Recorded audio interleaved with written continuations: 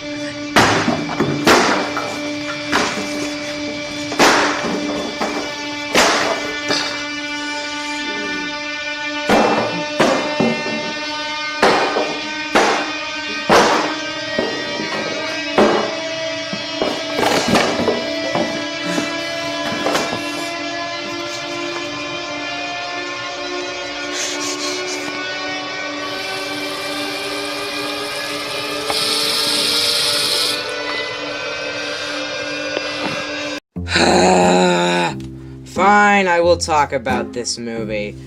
Alright, let me just say that I find Christian passion projects hard to review because they're obviously on a low budget. Like the lowest budget possible. Because already a Christian movie has a very low budget. Nonetheless, this is a passion project only made by one person. Meaning that it has such a low budget, it's hard to review it. But I'm almost gonna forget that this movie has a low budget to review it because then it's not gonna be fun to review. But I will attempt to review this video. It's not a movie, it's a video. So if you do not know how I do these reviews, I like to go through 4 categories. The animation, the story, the dialogue, and the laughability. So yeah, let's just get started and let's just rip this thing to shreds. First, the animation. This is the worst animation I have seen in my life. This is also the worst visuals I have ever seen. It is just... I thought The Little Panda Fighter was bad, but this movie just easily, completely obliterates The Little Panda Fighter and how terrible the animation is. And it is almost impossible to watch this movie due to how lazy the designs and characters are, and the terrible backgrounds. And the way they do the parting of the Red Sea it's just awful. Remember the amazing movie, do you remember that movie, The Prince of Egypt? Remember the departing of the Red Sea in that movie? Screw that. Let's just make the water go up on the sides of the screen. And I think it just took 2 hours to animate this film. What? It took 4 years.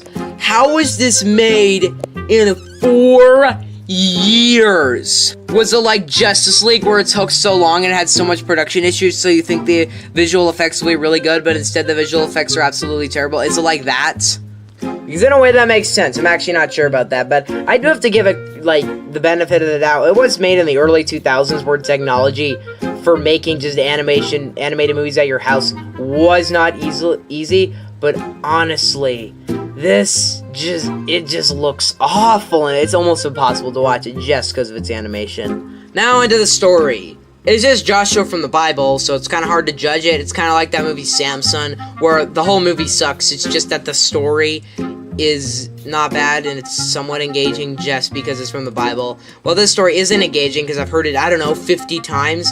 But there is, I guess, a side story to it because, you know, it has to be relatable to kids. And it's about a kid named Joshua who lives in a house of lions. Because why is he a lion, though? I can actually explain why. It's because that's the only character design on the software they used.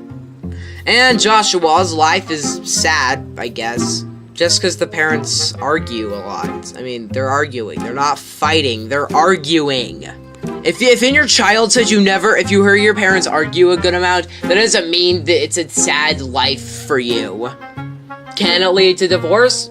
This is sometimes, but here, there's no, this doesn't make sense. So our unrelatable character, Joshua, is visited by, what? He's visited by a thing. A ghost? This is like great-grandfather who was murdered? He's visited by this ghost creature. I'm so confused. What is even happening? What is this ghost creature? What is this? What animal is he? Why every once in a while why is a little door open every once in a while in the movie and he just peeks out and he starts talking about what's happening in the movie? It's pretty obvious what's happening in the movie. What is this thing? I'm so confused. I feel like we're all gonna die. I think this is the end of the world. Ah! But I guess the script is basically the story from the Bible. So it is super boring because I know it, but it is executed in such a way that I am bored the entire way through. And no character is relatable in this movie, and it's really stupid and I hate it. Next, the dialogue. Once again, I understand it's on a low budget, but the mic quality is awful, especially on Joshua. It feels like they just recorded him in a really echoey room. That's in our modern days. I guess back in the day, whatever. Mic quality, there's better mic quality on a kid. His mic quality is awful. And it's worse than the mic quality of a middle schooler with his phone in a basement recording movie reviews with just over 50 subscribers. Also, the dialogue sucks because it's just, I guess, just take the lines from the Bible, try and make them relatable to kids, and then it's stupid. It's duh. Look, I'm gonna say this. This doesn't really do with the dialogue, but why did you pick Joshua? Like, I liked how Samson, the movie, picked a story that I didn't know about. I read the story afterwards, but I never knew really the story of Samson until the movie, so props to it on that for teaching me an interesting story. Here, we've all heard the story of Joshua, so why are you showing this? Also, it does, but I do have to say that there is something about it that doesn't make it, like, impossible to listen to. Nope, it is impossible to listen to. What am I even saying? Now, the laughability of this movie. While this movie is not probably the least funny movie I've reviewed yet, there are a couple moments that are really bad. I mean, it was made in 4 years, so you do have to look at it and say, there wasn't the worst editing, I guess. What I mean by that is that the way the movie's edited, the way the shots are put together, it doesn't create awkward scenes scenes that occur in a little panda fighter, things like that. Things don't happen like that. But there are some there are confusing scenes, like the infamous no scene. Yeah, you know the scene.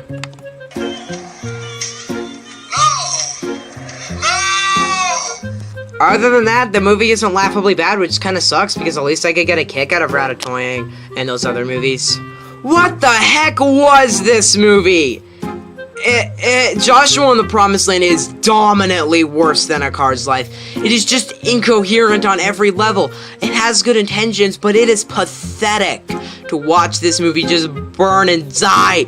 This movie, it doesn't just anger me. I never get mad at a movie with good intentions, but this movie completely does that. This movie is absolutely terrible. The animation looks like it took 2 hours, even though it took 4 years. It tells one of the most basic stories of the Bible, being as lazy as the script of the Star. Takes anything interesting out of the original Bible story, it just makes it so annoying! There is little to like about this movie. Only the intentions are fine.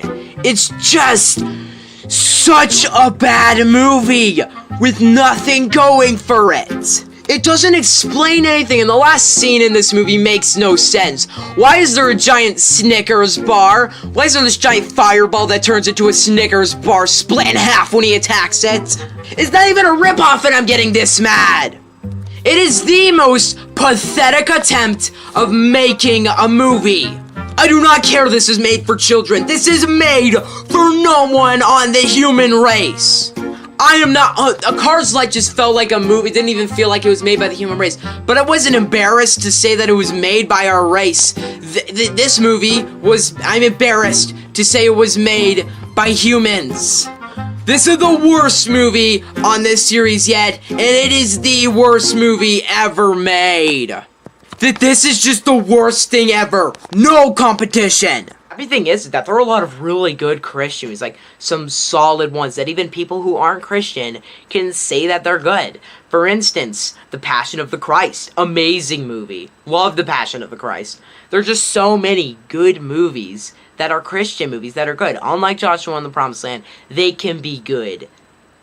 And I hope they can, and I hope I should get some more good ones, because I haven't seen a good one of these in a little while, so we should get a new one. What's funny is that The Passion of the Christ got a bunch of hate, but for some reason, everybody praised, everybody just absolutely loved I Can Only Imagine. Well, that movie sucked. Passion of the Christ is actually probably the only movie that it took me like multiple times to watch, but whatever. Well, next time, we'll be checking out another ripoff. I hate a ripoff of A Bug's Life. This is the VHS. So yeah, see you guys next time on Ant's Life. No! No!